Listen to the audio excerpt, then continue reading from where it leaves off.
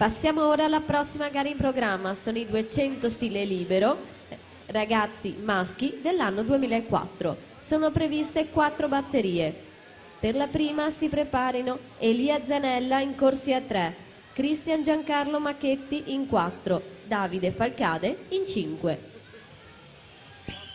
Dunque in acqua la settima batteria che va a completare i 2 stile ragazze. Il miglior tempo di iscrizione, Teresa Malipiero in corsia numero 4, si è scaldata prima con la prova dei 50 stile, ora in acqua con una gara un po' più sua, lei che è mezzofondista, specialista delle distanze dei 400 e 800 stile libero soprattutto, è stata bronzo ai criteri giovanili di Riccione 2017 proprio nella gara più lunga femminile, 800 stile.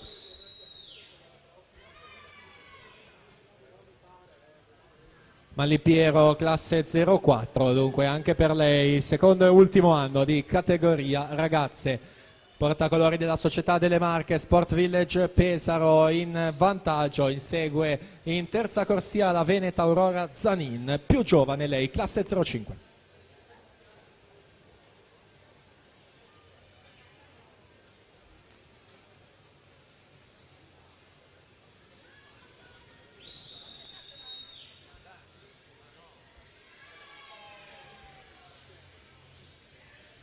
Ultime bracciate per Teresa Malipiero, ancora alto il ritmo della gambata, vediamo se rallenta leggermente oppure va a caccia del miglior tempo assoluto. 2.08 e 78, miglior tempo non arriva perché la Tartaglia aveva notato 2.7.20, dunque se tutto confermato sarà corsia 5 nella finale. Zanin si inserisce in quinta posizione con 2.13.88, Noemi Grendene 2.17.45, scivola in 12ª posizione.